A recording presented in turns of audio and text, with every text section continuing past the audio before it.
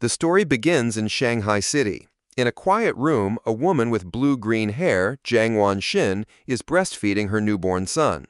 She tells her baby, Chen, how lucky he is to just eat and sleep, smiling that while she's losing sleep over him, it's worth it if he grows up healthy. Unknown to her, the baby is not ordinary. He is reincarnated and has the consciousness of his former life. As he feeds, he notes his brain isn't fully developed, yet he is aware. A blue game-like status screen appears, identifying him as Lin Feng, 33 days old with a biological level of ordinary Tier 1. He realizes he has a special cheat ability. At 3 months old, Lin Feng is in his crib while his parents, Jiang Wanin and Lin Yan, watch him. His father remarks on how physically gifted the baby seems, predicting he will become a mighty gene fuser or at least a cyborg. As they speak, Lin Feng is kicking. A system notification announces he has kicked 10,000 times, granting him the biological attribute Use and Advance. This skill allows any part of his body he trains to grow infinitely stronger within carbon-based limits. He feels his strength grow and wonders what his father meant by gene fusers and cyborgs, imagining superheroes. By 4 months old, Lin Feng has learned to sit up and crawl. To avoid frightening his parents with his unnaturally fast development, he trains only at night. Each time he crawls, his system rewards him with points. A month later, at 5 months old, he has mastered walking. At 6 months, he can finally sit up and crawl in front of his parents without it seeming too strange. While watching television, a news report on aberrant beasts shows gene fusers and cyborgs joining forces to fight them. For the first time, Lin Feng understands this world is vastly different from his old one. He learns this Earth has mutated, giving rise to terrifying creatures called aberrant beasts. To fight them, humanity developed 2 paths. The first is mechanical ascension, where humans modify their bodies with technology to become powerful cyborgs. The second is gene modification, where humans fuse their genes with aberrant beasts, becoming gene fusers to fight monsters with their own power. Realizing the dangers, the reincarnated Lin Feng resolves to use his system to grow up safely, evolve his abilities while laying low, and survive in this perilous world. One day, the doorbell rings. Jiang Wangshen opens it to a woman in a blue dress, Xu Ming, their new nex. Shuang introduces her family, her husband, Shen Zani, and their young daughter, Shen Qinghan, who clutches a doll. Lin Fengxin looks at the little girl with purple hair. He acknowledges Shen Han as his first friend in this new world, sensing their destinies will one day be tightly bound. Time passes, and Lin Fengxin dedicates himself to training. At 7 months, thanks to his use and advanced skill, he has mastered running, jumping, and basic language by talking to himself, earning stat points for each activity. By 8 months, his training has progressed to doing sit-ups and push-ups in his crib. He is careful to practice only when his parents are not around. But one day, his mother, Jiang Wangshen, walks onto the balcony and is shocked to see her 8-month-old son doing sit-ups. She rubs her eyes in disbelief. However, being a web novel author, she dismisses it as a stress-induced hallucination. Lin Fengxin immediately pretends to be asleep, breathing a sigh of relief and making a mental note to be more cautious. A few days later, while giving him a bath, Jiang Wang makes another shocking discovery. She screams for her husband, Lin Yan. When he rushes in, she points out that their 8-month-old son has defined abs. Lin Yan is stunned. He excitedly suggests their son might be a 1 in a billion prodigy with a bright future as a powerful gene fuser or cyborg. Hearing this genius narrative, Lin Feng is relieved. Realizing how lucky he is to have 2 web novel authors for parents, Lin Feng reflects that on this mutated Earth, he is not the only genius. He and his mother watch a news report about a 2-year-old from a martial arts family who can lift a 20 kilos dumbbell with one hand. Jiang Wangshen pulls her son close, proudly stating that her Chen is just as amazing. Lin Zikin is touched by his mother's confidence and wonders if he'll also be able to lift 20 kilos when he turns 2. By the time Lin Feng turns 2, his training has paid off. He has kept a low profile while secretly developing his strength, easily lifting a 20 kilos weight with one hand in the storage room. His session is interrupted when his mother calls that Han Han, Shanning Han's nickname, is here to play. Startled, he puts the weight down and goes out. He opens the door to find Shanning Han, now also 2, offering him a tart. Lin Zhen internally remarks that due to their different mental ages, they don't play conventionally. While Han Han is a typical toddler, he uses every moment to train. He has found a unique way to spend time with her. Since she likes to stick close, she serves as a perfect custom-sized weighted vest for his exercises. There is, however, one recurring problem, which he is reminded of when he feels a warm wetness and cries out that Han has peed on him again. Another year passes. At age 3, Lin Feng's strength has grown exponentially, and he can lift a 40 kilos weight with one hand. While watching TV, he sees a report about a 4-year-old prodigy lifting a 30 kilos dumbbell and notes with satisfaction that he is already stronger. Despite his progress, his system still shows his biological level as ordinary Tier 1. He wonders what it would take to reach Tier 2. With these questions in mind, he steps out of his house for the first time. The world outside is a stunning futuristic cityscape with beastmen and cyborgs, which he assumes are the gene fusers and cyborgs he's heard about. Accompanied by his mother and their neighbors, Shu Meng and Shen Qinggan, he heads to the library. Since his parents don't let him use electronic devices, books are his best source of information. At the library, his mother points him toward the children's section, but Lin Zichen heads for advanced encyclopedias with a worried Shanning Han following. The mothers watch in confusion. Xiong asks why he likes these books, and Jiang Wang guesses it's his genius genes. While Shanning Han offers him cookies, Lin Feng is absorbed in his reading. Through the books, he learns that all life is categorized into 6 biological levels: ordinary, advanced, rare, epic, legendary, and mythical, each divided into 9 tiers. He realizes normal humans like his parents are at the bottom, ordinary Tier 1 as insignificant as ants compared to higher-level beings. This knowledge lights a fire under Lin Feng. He must accelerate his training while maintaining his cover.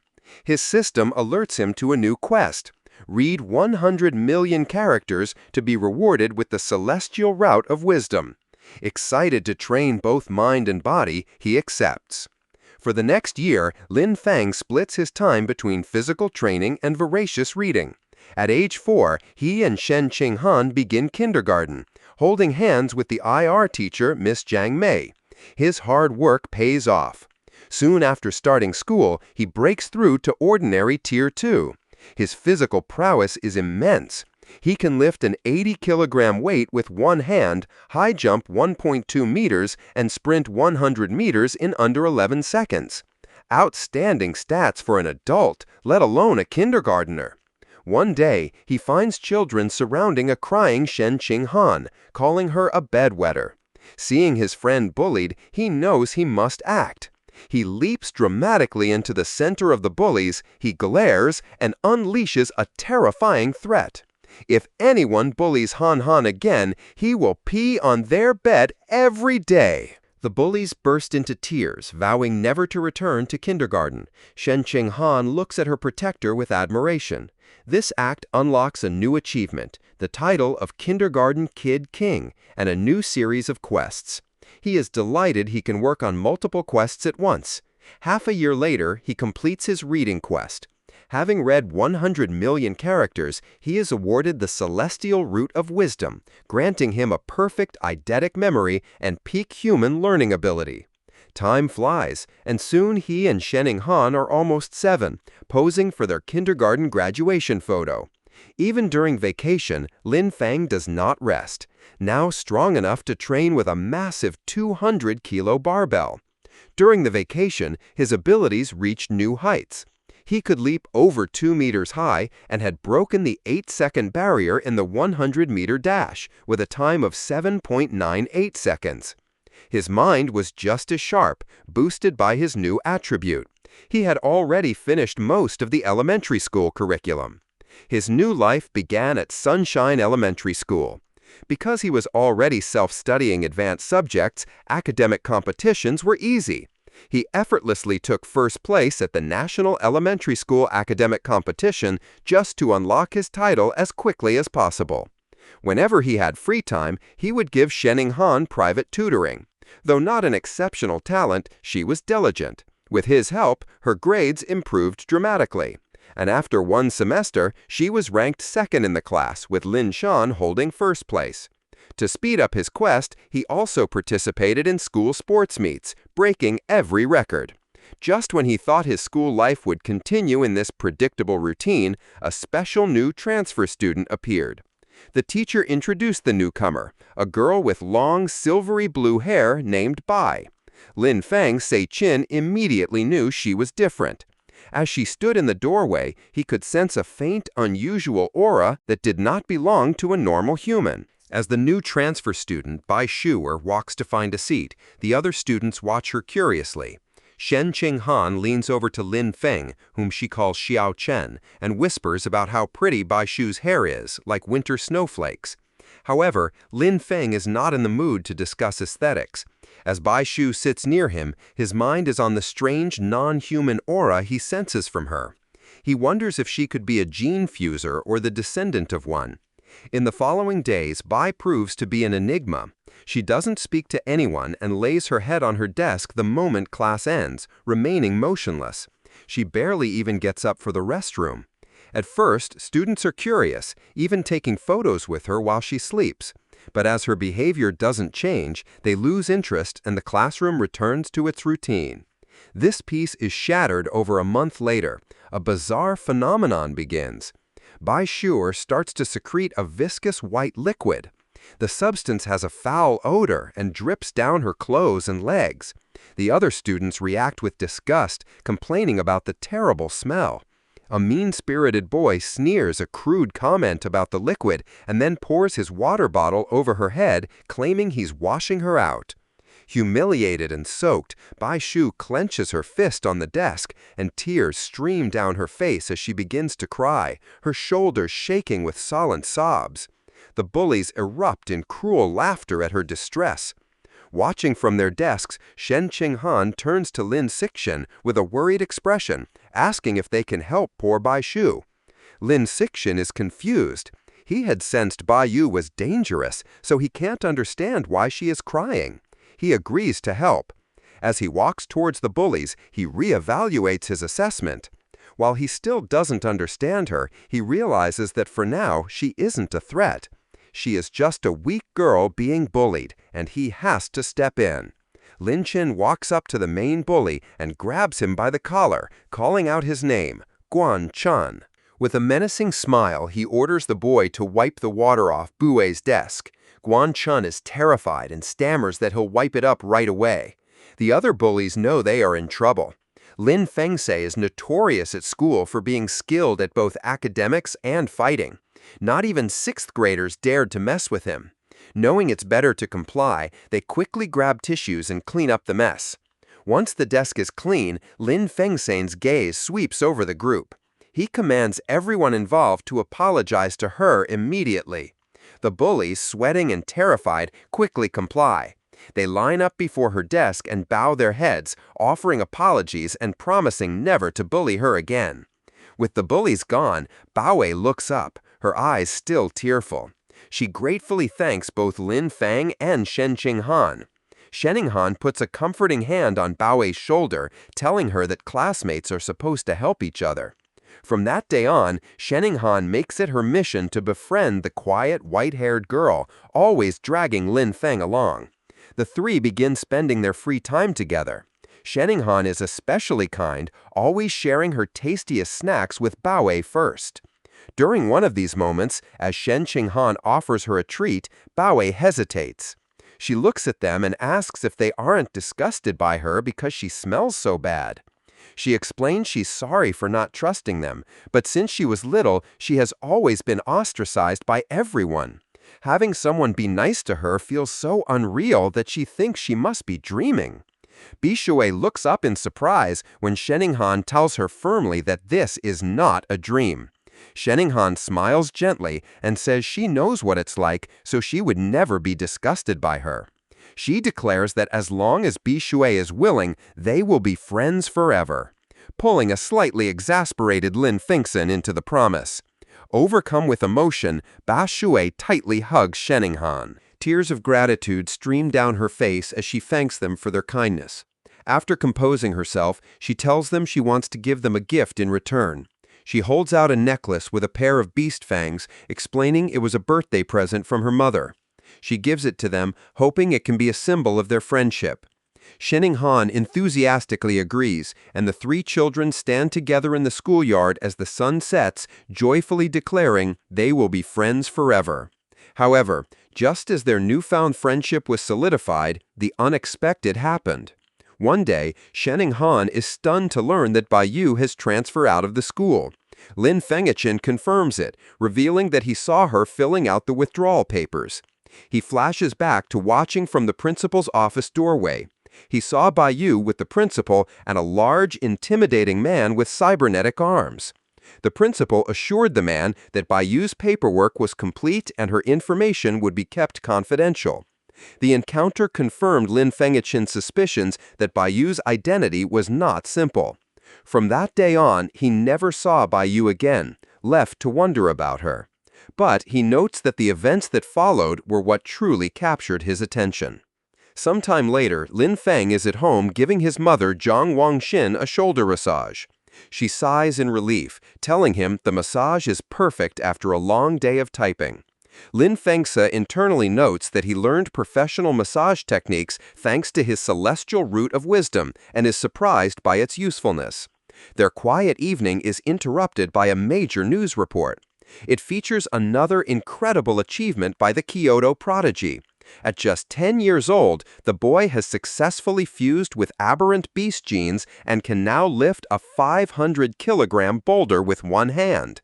Lin Feng recognizes the boy and realizes with a jolt that his rival has already begun gene fusion. His father, Lin Yan, complains that the Kyoto prodigy is always on TV, questioning if they are trying to turn him into an influencer. The parents discuss it. Lin Yaning explains the boy is from a 1,000-year-old martial arts family, so they likely have advanced gene fusion technology. Zhang Wangxin argues it's wrong to use a child as a guinea pig. Her husband counters that for such a family, family interests come first, earning a sarcastic, "you know everything" from his wife. While his parents bicker, Lin Fenghiken is deep in thought. He recalls that before the fusion, the prodigy could lift 100 kilograms. Now he can lift 500 kilograms, a 5-fold increase. In comparison, Lin Feng at only 8 can already lift a 300-kilogram weight with one hand without any gene fusion. He concludes with a confident fist pump that his own potential is far greater. His confidence was soaring, but that feeling was short-lived. The next news report taught him the true meaning of fear. Breaking news shows a city in a neighboring country completely devastated by a massive explosion. The report states that, based on footage, the attack was carried out by giant aberrant rats.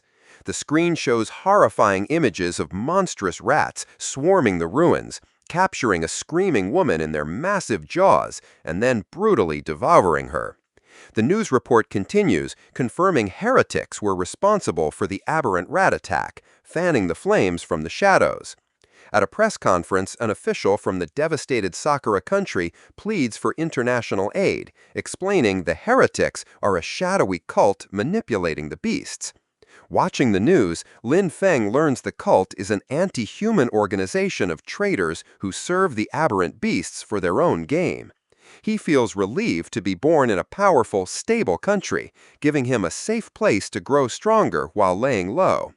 His thoughts are shattered by sonic booms outside. He rushes to the window and pulls back the curtain to see a squadron of heavily armed cyborgs flying through the night sky. He wonders why so many are being deployed, hoping nothing bad is happening. The next morning, everything seems normal. Lin Feng waits for Han, who runs up, apologizing for being late. As she approaches, he notices something strange. The beast fang necklace Buer gave them, now worn by Han, emits a bright blue glow. He realizes the fang is from an aberrant beast and the source of the faint non-human aura he'd sensed from her. The glow fades as quickly as it appeared, and the two don't think much of it. However, between the cyborg's and the fang's reaction, Lin Zichin feels that something bad is about to happen. On their way to school, a striking woman with long red hair in a black dress leans against a lamppost watching them. She comments on what adorable kids they are and steps in front of them asking if they are brother and sister. Shenqing proudly corrects her, explaining they are childhood best friends. The woman smiles wistfully, remarking how she wishes she had a childhood friend too. Then her expression turns sinister. She leans in, eyes glinting, and asks why they're going to school alone and where their parents are. As Shenning Han begins to answer, Lin Fengse quickly grabs her hand, cutting her off. He pulls her along, stating they're going to be late, leaving the mysterious woman behind. Once a safe distance away, he gently scolds Shenning Han, reminding her not to strangers. She nods. After school, Lin Feng leads them through a deserted alleyway. Shenning Han nervously comments on how creepy it is. Lin Feng explains the area is scheduled for demolition and everyone has already moved out. Their walk is interrupted by a familiar voice. The red-haired woman from the morning appears, commenting on how they are finally out of school. She's not alone. A large, muscular man named Shang is with her. The woman tells Shang she's got the kids over here. Lin Fengse is alarmed. He had deliberately chosen a different route, but she had somehow followed them. The woman tries to lure them closer with a sweet voice, offering them treats. Her accomplice, Shang, grows impatient. He tells her to stop talking and just knock the kids out so they can get it over with. Without another word, Shang rushes toward them with a cloth, shouting he's in a hurry to sell them for cash. As he closes in, Lin Feng shoves Shenqing Han out of the way and squares up to face him. He clenches his fist and throws a powerful punch with all his might. The blow connects squarely with Shang's face, stopping the larger man in his tracks. The immense force sends Shang flying backward down the alley with a pained cry. The red-haired woman watches in utter disbelief, shocked that an elementary schooler could send a grown man flying. On the ground, Shang coughs up blood, stunned. With Shang down, Lin Fengse turns to the red-haired woman. Before she can react, he lands a solid punch to her midsection, followed by a powerful uppercut that knocks her unconscious. Standing over the defeated kidnappers, his expression hardens. He picks up a nearby brick, his intentions grim. He reasons that with no cameras in the deserted alley, he must finish them off. If they live, his superhuman powers will be exposed, ruining his plan to lay low and grow stronger. Just as he is about to deliver the final blow, the ground trembles violently. A powerful earthquake shakes the alley, catching them off guard. A moment later, a massive clawed hand smashes through a nearby building wall. A monstrous giant aberrant rat emerges from the dust and rubble, towering over them. The beast ignores the children and looms over the unconscious woman, but instead of devouring her, it decapitates her with a swift swipe of its claws. The rat then picks up her severed head as Shenqing Han screams in terror. Recognizing the danger, Lin Zichin scoops the horrified Shenqing Han into his arms. He tells her it's a giant aberrant rat and they have to get to safety. He turns and sprints away, carrying her as they flee. As they escape, a flash of red and gold streaks through the sky. A female cyborg with blonde hair and rabbit ear attachments on her helmet dives into the alley. She moves with incredible speed, a blur of motion as she zips past the rat. Shenqing Han, looking over Lin's shoulder, exclaims how unbelievably fast the cyborg is. The cyborg lands gracefully behind the monster. Facing the rat, the female cyborg prepares her attack. Her gauntlet glows as she charges her weapon and announces anesthetic smoke. She fires projectiles at the monster, causing massive explosions that rock the alley. Lin Fenggishan shields Shenqing Han from the blast. The aberrant rat is caught in the fiery explosions, roaring in pain, and is left dazed by the anesthetic smoke. Seeing her opening, the cyborg surges forward and finishes off the weakened beast in a flurry of strikes.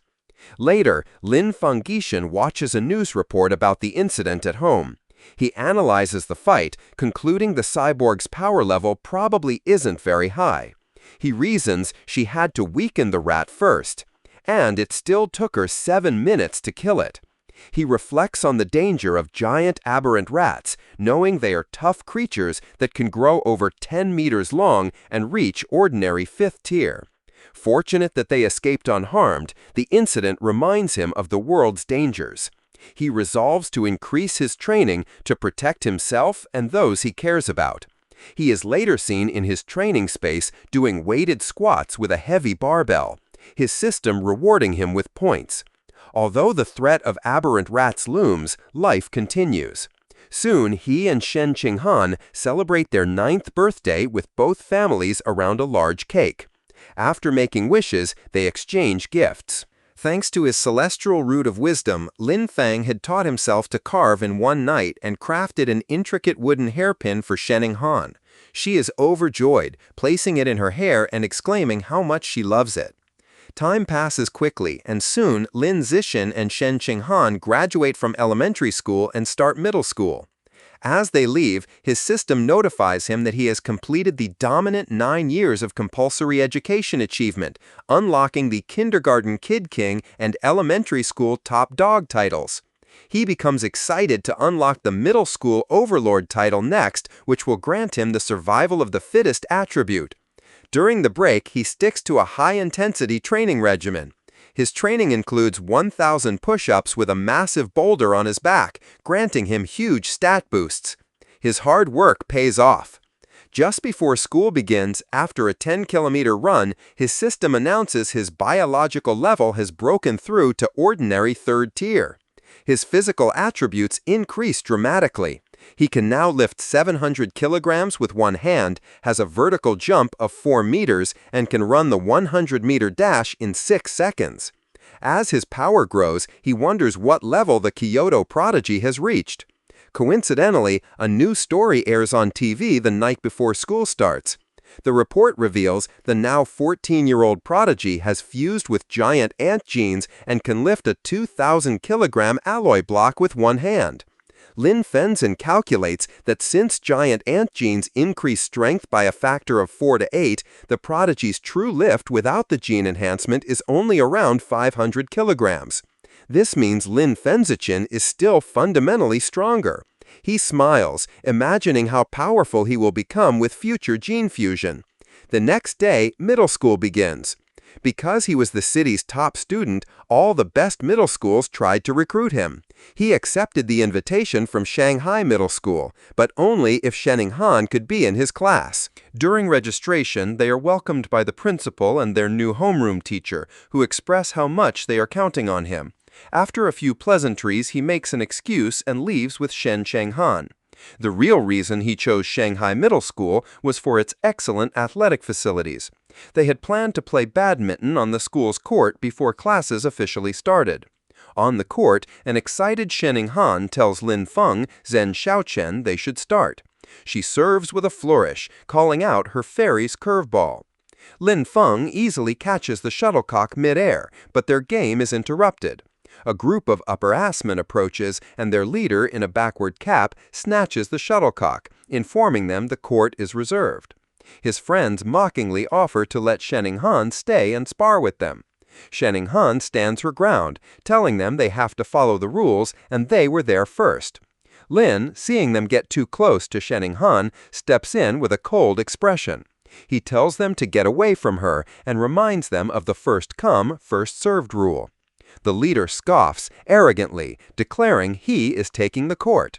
The leader holds the shuttlecock and tosses it up. But before he can serve, Lin moves. He declares that from now on, his rules are the only ones that matter. With a surge of power, he leaps and smashes the shuttlecock with incredible force. The shuttlecock rockets across the court, a white blur. It moves so fast the leader barely has time to react. The force of the impact shatters his racket and sends his cap flying.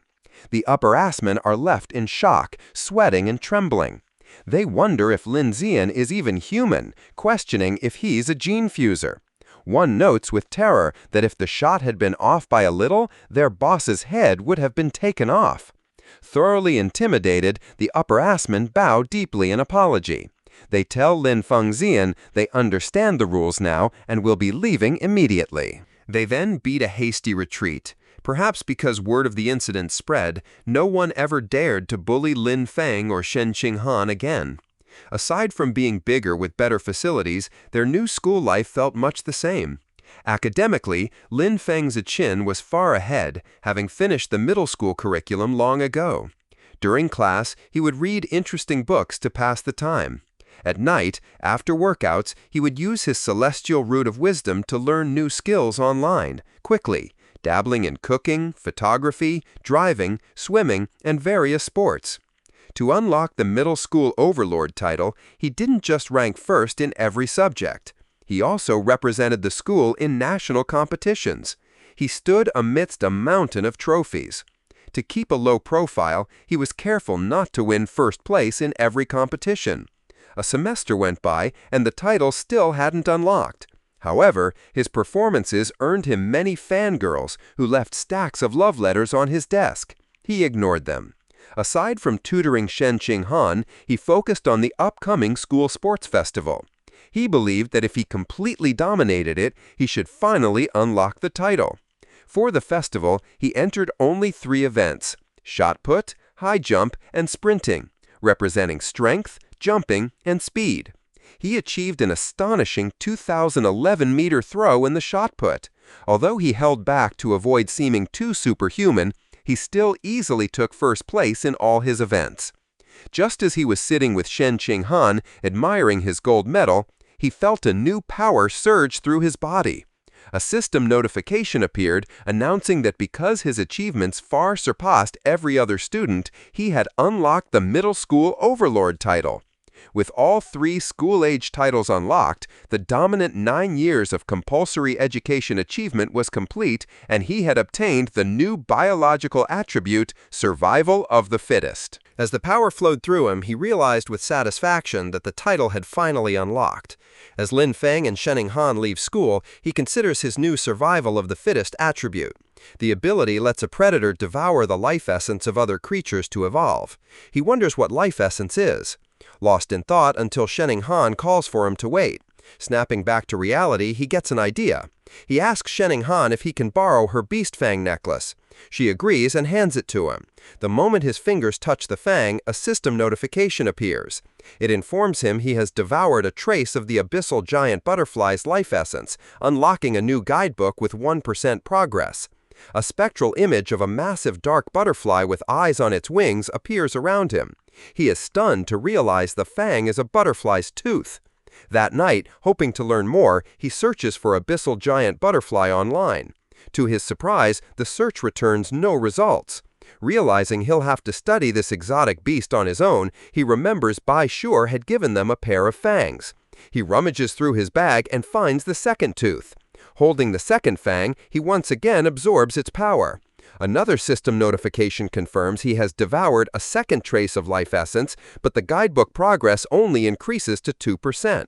He looks at the fang with disappointment, realizing there isn't much life essence left in it. He concludes he must find another way to unlock the abyssal giant butterfly's full power.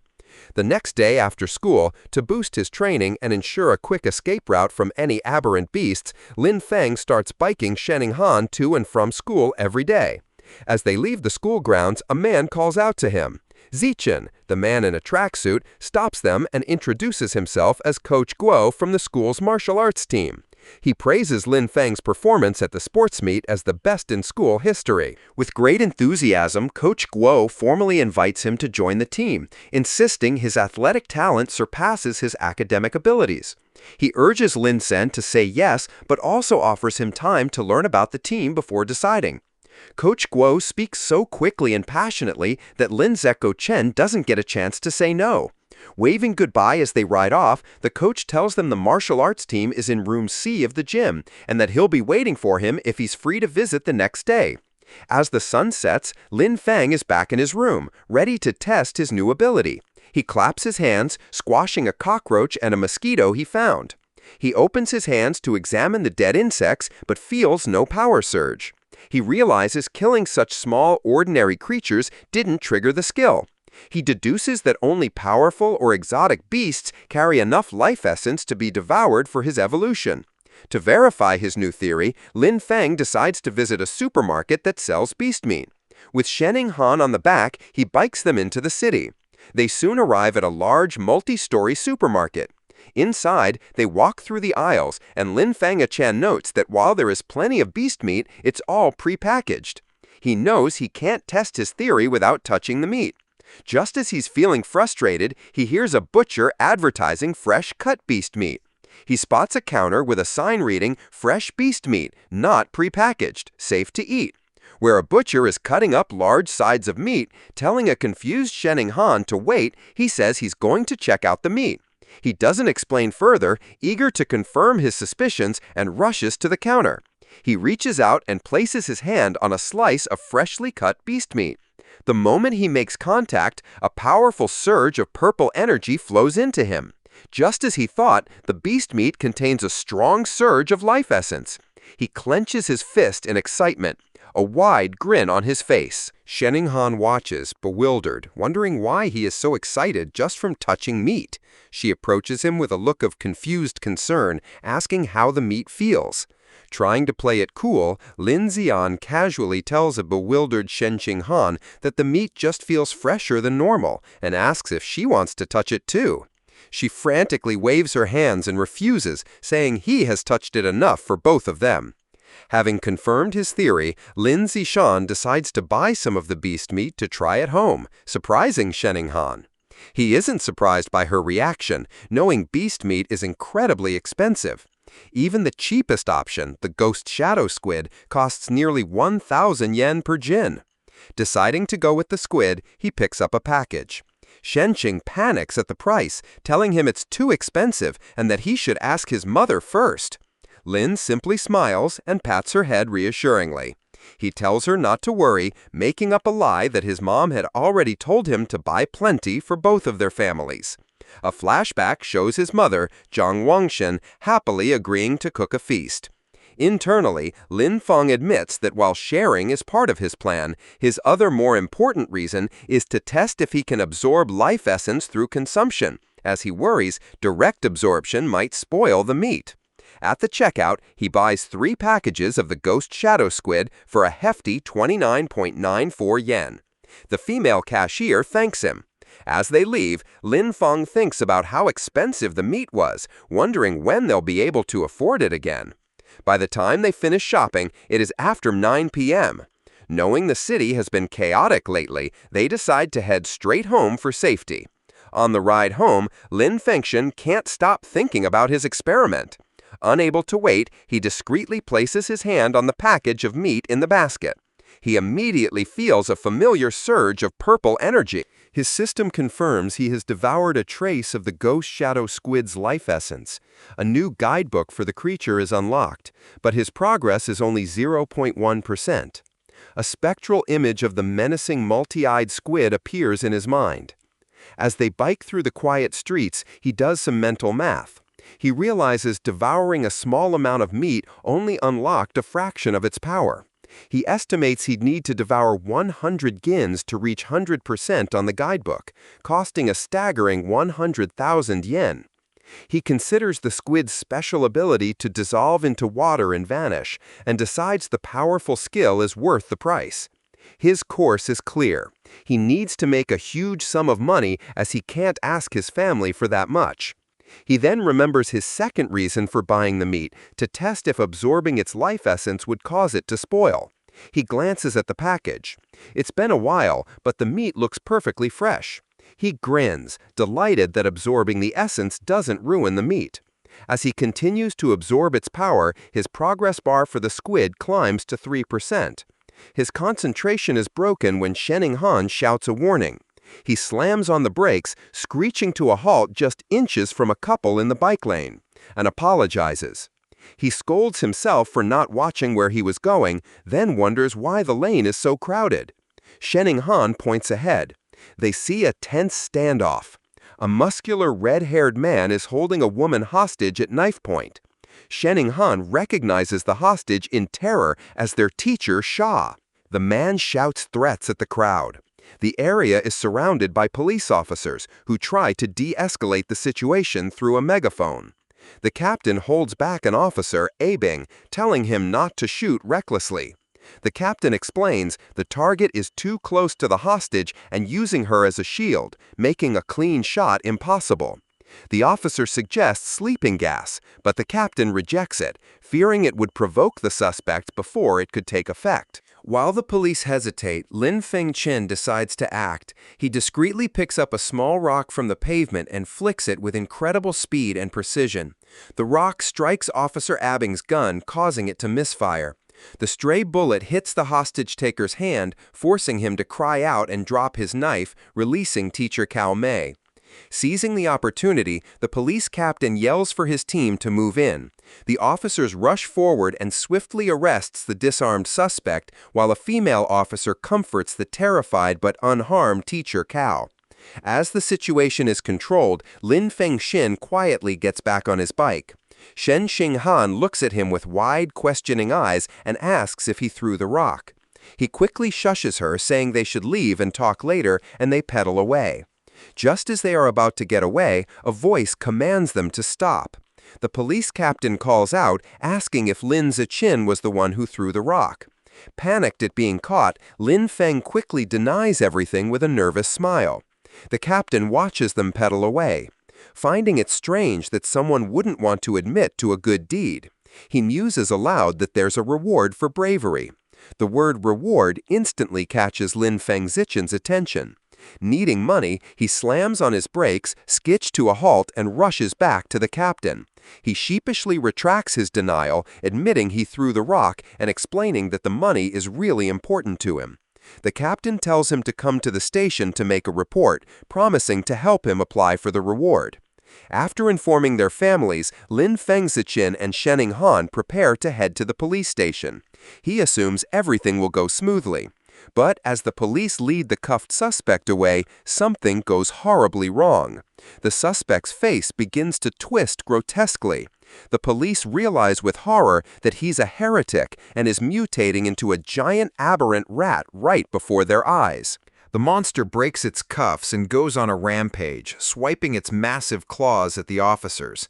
The police captain gets on his radio, ordering all forces to open fire, but to protect the civilians. The officers unload their weapons, but the bullets have no effect. A frantic report comes in, identifying the heretic as having fused with Rat King genes and calling for immediate backup. Realizing the danger, Lin Ziqin apologizes, grabs both of them, and pulls them away, urging them to run. He is relieved the monster isn't chasing them, but knows they need to get away fast.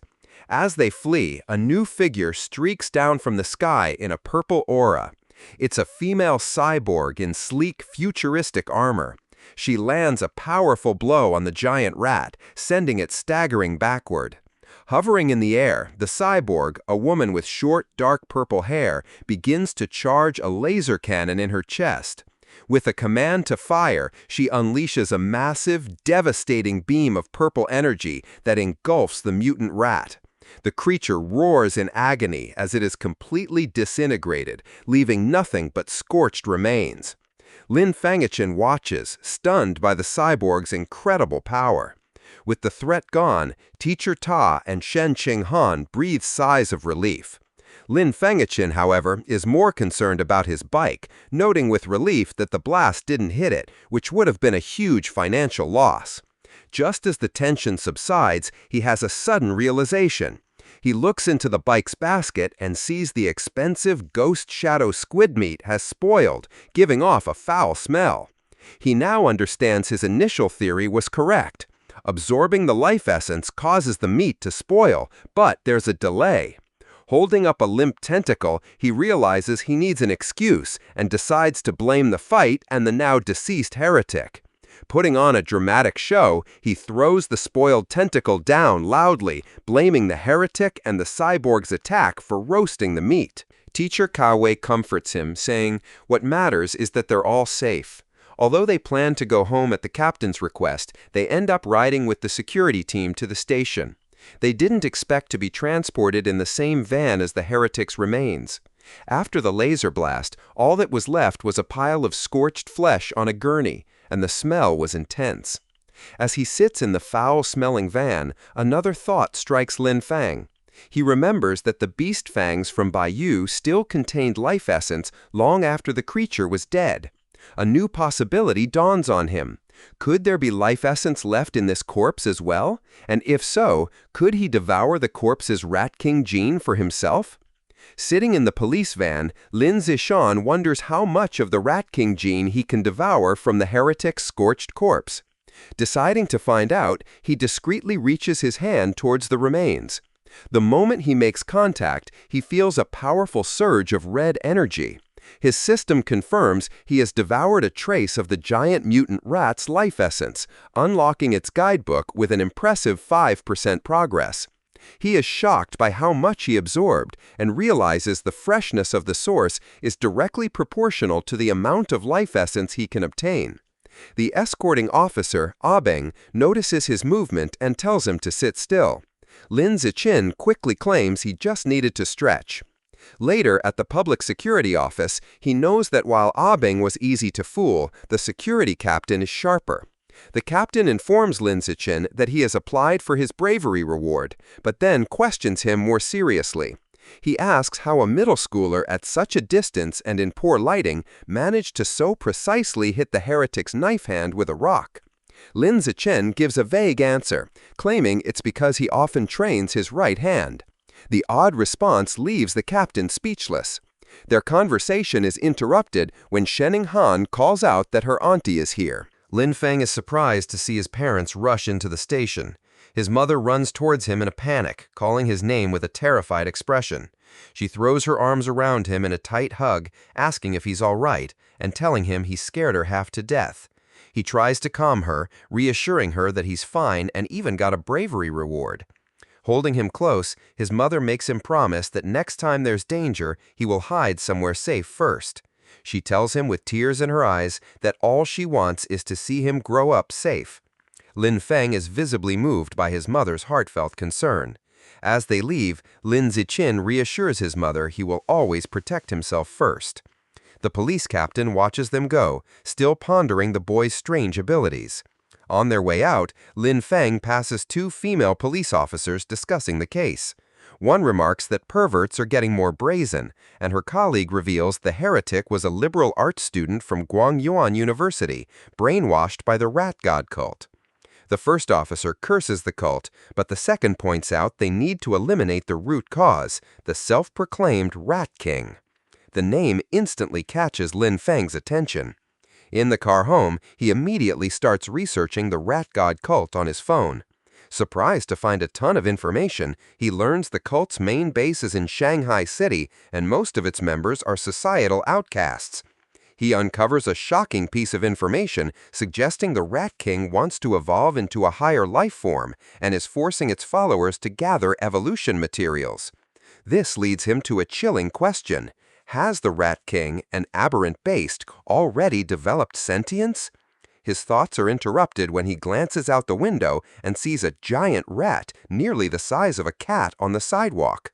For a moment, he wonders if it's related to the Rat King, but quickly dismisses the idea, telling himself that in the South, cat-sized rats aren't that unusual. Shaking off the thought, he realizes how quiet Shening Han has been. He looks over and sees her squirming uncomfortably, her knees pressed tightly together. He immediately understands. He recalls that ever since she was a child, whenever she gets nervous or startled, she can't control her bladder. While embarrassing for her, Lin Fang has always felt this peculiar reaction might be linked to some hidden potential within her. When they get home, Lin Zichin's mother, Jiang Wang, is shocked that the nearly 3,000 yen worth of beast meat is gone. Lin Fang quickly thinks of an excuse, sheepishly claiming that during the emergency he must have dropped it while running away. His mother immediately puts his safety first, telling him to forget the meat and that all that matters is he is unharmed. Lin Fengzan breathes an internal sigh of relief, glad he fooled his mother. However, his father, Lin Yansen, is more stubborn. He announces he is going back to look for the expensive meat, boasting that a fated wage slave like him is tough. Lin Feng tries to stop him, arguing it's too dangerous and the meat is already spoiled. His father becomes suspicious, asking how he could know it had gone bad. Sweating nervously, Lin Feng quickly claims it was an obvious guess. Meanwhile, back at the now empty public security office, the police captain is still pondering the night's strange events. As he smokes a cigarette, he can't shake the question of how an ordinary middle schooler could have thrown a rock with such incredible power and precision. Suddenly, he hears a strange noise from the corner. His eyes widen in shock as he sees a massive rat, far larger than any normal rodent, perched on top of the filing cabinets. Before he can react, the giant rat leaps down. The captain instantly draws his pistol and opens fire. The confrontation is swift and violent, ending in a bloody blur. The next day, in class, Lin Fengachan sigh at his desk. Reflecting on the previous night, he concludes he is still too weak compared to the powerful heretic and the female cyborg. He needs to make money fast to buy more beast meat like the ghost shadow squid to fill his guidebook's progress bar. He considers becoming an influencer or selling study materials, but dismisses the idea as too flashy and against his goal of keeping a low profile. Suddenly, an idea strikes him. He remembers that in this world, martial arts and gene fusion are more important than academics. He decides it's time to act. Later, he heads to the gym where the martial arts team practices in Building C. He finds Coach Guo drinking from a thermos and greets him. A surprised coach, Guo asks if he is there to join or just to learn more about the team. Instead of answering, Lin Fengse leans in and discreetly asks if joining the team offers a chance to compete in city tournaments and if the prize money is high. The coach smiles, confirming he would have a chance and that prizes are worth tens of thousands. With his main concern addressed, Lin Feng shakes the coach's hand and announces he is joining the martial arts team today. Coach Guo happily welcomes him. The coach gathers the team to announce their new member. He introduces Lin Fengxin, reminding them of his performance as the sports meet champion. The other team members, Zhang Kai, Hang Tianing or Asheng, Lu Tong, and Han Yigo, introduce themselves. Finally, Lin Fengse introduces himself. Since Lin Feng has no formal martial arts training, Coach Guo demonstrates basic fist and leg techniques. The coach explains the moves look simple but are difficult to master, noting that the team's fastest learner, Lai Shutong, took a week to perfect them. He then encourages Lin Fengse to try. Lin Fengse assumes a ready stance. Thanks to his celestial root of wisdom attribute, which grants him heaven-sent martial insight, he has already memorized and understood every detail of the demonstration just by watching. As he practices the fist techniques, a system notification awards him points in vitality, strength, dexterity, and proficiency. He executes the hand and fist movements with flawless precision and speed. He transitions seamlessly into the leg techniques, performing powerful, fluid kicks. Another system notification grants him points for his leg muscles, dexterity, and proficiency. The coach and the team watch in stunned silence. The coach's jaw drops and he almost fumbles his thermos, unable to believe it. He wonders how someone could learn the complex forms perfectly after one look. Staring at the flawless performance, a single thought forms in his mind. He must be a once-in-a-million martial arts prodigy. That evening in Shanghai, Lin Feng's mother, Jiang Wangqin, calls him for dinner. He rushes out eagerly, spoon in hand, asking what she made. She proudly presents a large platter of the ghost shadow squid he wanted. The aroma is incredible, and he tells his mother how amazing it smells. She urges him to eat while it's hot. He takes a bite and praises her cooking as the best in the world. Pleased, she tells him to eat a lot as she bought 3 full jins for him. As he eats, a system notification appears. He has devoured a trace of the Ghost Shadow's life essence by consuming it, bringing his guidebook progress to 3.01%. He realizes with frustration that eating the meat works just as well. If he had known, he wouldn't have spoiled the first batch by touching it. While they eat, a news report catches their attention. It's about a 14-year-old genius girl, the youngest cyborg in history. After fusing with an energy core, her energy system grants her superhuman abilities. Lifting a 5,000-kilogram SUV with one hand, sprinting 100 meters in 3 seconds, and jumping 8 meters vertically. Watching this, Lin Fengxian ponders the debate in his world. Between the Kyoto prodigy's gene fusion and this girl's cybernetics, which path is stronger? His thoughts are interrupted by another breaking news story. It announces that the security captain they met, Han Shan, was killed in his office. Surveillance footage showed he was attacked and devoured by a giant mutant rat that infiltrated the station. Medics are shown wheeling his body into an ambulance. Lin Fengxian is horrified.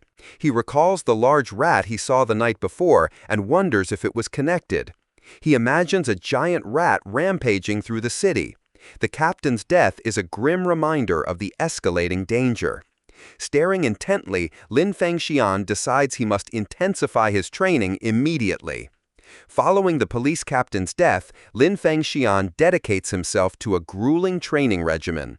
After intense practice, he can now sprint 100 meters in a blistering 4.61 seconds. His physical power has skyrocketed. His vertical jump is 5.3 meters, and he can lift an astounding 1,200 kilograms with one hand. In addition to his personal training, he continues his martial arts practice with the school team, hoping to boost his strength quickly for the upcoming tournament. The next morning at school, he heads to the gym to practice, with a curious Shen Qinghan tagging along. On their way, a girl with pink hair warmly greets Lin Feng and offers him a bottle of fresh milk. He politely declines, thanking her, and walks past with Shen Qinghan, leaving the girl disappointed. Watching from a distance is his teammate Jiang Kai. He clenches his fist in anger, resentful that the person who beat him at the sports meet is rejecting a gift from the girl he admires. Unable to contain his frustration, Jiang Kai rushes forward and blocks their path. He confronts Lin Feng, scolding him for his poor manners and for hurting the girl's feelings. When Lin Feng calmly explains he is allergic to milk, Jiang Kai refuses to believe him and calls him a liar. Enraged, Jiang Kai points at Lin Zichin and challenges him to a spar. He sets the terms. If he loses, he will never bother Lin Feng again. But if Lin Feng loses, he must drink the whole bottle of milk. Just as the challenge is issued, a new system notification appears. A new achievement mission has been triggered. Defeat 1,000 different opponents in formal competition for the survival of the fittest biological trait. A sly grin spreads across Lin Yishan's face. This is the opportunity he has been waiting for. Surrounded by a menacing purple aura, he accepts the challenge, his eyes glinting with anticipation as he agrees to the spar. Word of the duel spreads quickly through the school. Two students excitedly decide to go watch the fight between the popular junior Lin Feng and a senior. By the time they are ready, the gym is packed with onlookers in a large circle around the sparring area. The crowd is clearly on Lin Feng's side. Many of his female fans cheer him on, telling him to teach his opponent a lesson, including the pink-haired girl from earlier who gets her phone ready. Jiang Kai scoffs, annoyed that everyone assumes he will lose. He internally admits Lin Feng's talent has grown incredibly over the past month. He sees this duel as his last chance to put the rising genius in his place and show off his own strength. In contrast to his opponent's intensity, Lin Feng seems unfazed. He casually states that he needs to go home for dinner and asks if they can make the fight quick. Taking this as an insult, Jiang Kai smirks and agrees to grant his wish. Coach Guo steps between them to officiate. He raises his hand to start, reminding them of the rules. However, before the fight begins, Jiang Kai shouts for them to wait. With a condescending grin, he offers Lin Yishan a handicap. He points out that he has trained for nearly 2 years, while Lin Qin is a novice of only a month. To be fair, he declares he will let Lin Fenggen have the first 3 moves. Lin Fengxia Shen simply agrees. The moment he agrees, Lin Fengqin explodes into motion. He closes the distance in a blur, catching John Kai by surprise.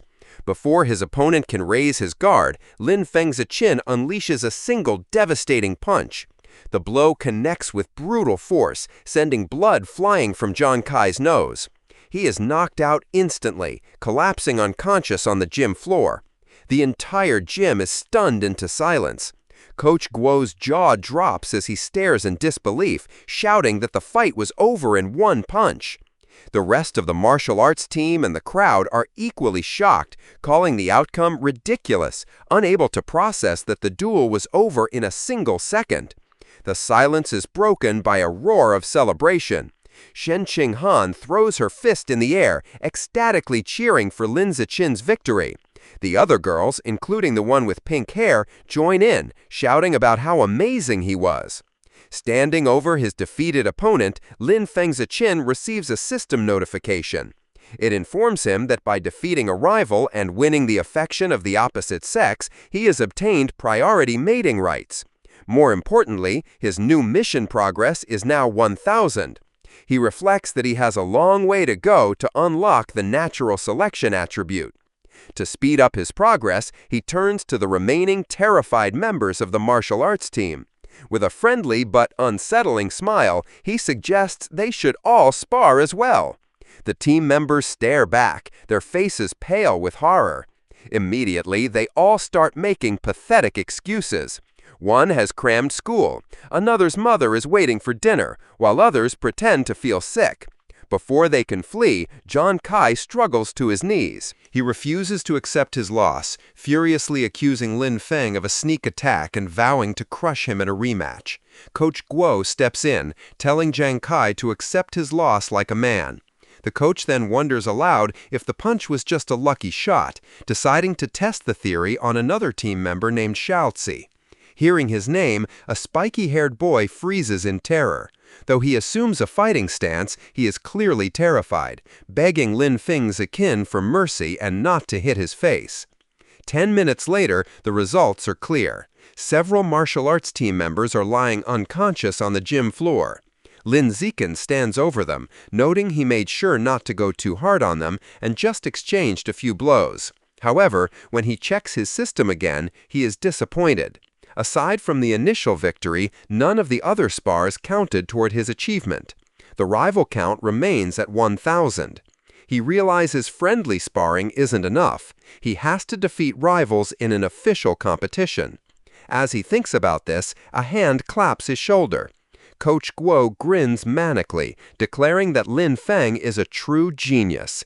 He exclaims that in just over a month, the newcomer has become the team's ace. Filled with new confidence, the coach proclaims that with Lin Feng leading, their school will crush all others and take first place at this year's regional martial arts tournament. As Coach Guo celebrates, Lin Fengzichin has a moment of clarity. He realizes the coach is right. The upcoming tournament is the perfect opportunity to face many official opponents at once. He becomes determined, understanding that as long as he defeats them in an official competition, each victory should count toward his progress. His thoughts are interrupted when a defeated Zhang Kai calls his name. Having regained consciousness, Zhang Kai stands, points at Lin Feng, and formally accepts his loss with a bizarre and overly graphic declaration of submission. His strange words leave everyone, including Shening-han, Coach Guo, and Lin Feng, completely shocked and disturbed. With the duel over, the spectators and coach quickly flee, leaving a bewildered Zhang Kai alone, complaining he hadn't finished his speech. In this world, high schoolers must choose between martial arts or academics. Given the world's dangers, the martial arts class is considered the superior choice. Determined not to be left behind, Shening-han decides to join the martial arts class and begins training rigorously with Lin Feng. Their daily routine is intense. They start with a 30,000-meter run, followed by an hour of hand-to-hand combat practice. After that, they do sit-ups and push-ups to build strength. To conclude each session, Lin Feng gives Shen Xinghan a massage to relieve her muscle tension. Of course, Lin Funkin doesn't slack on his own training. He pushes himself to the limit daily, driven by the goal of winning the tournament and unlocking the natural selection attribute as quickly as possible. 1 month later, all their hard work is about to be tested. The day of the regional martial arts tournament has arrived, and a determined Lin Feng is ready to compete.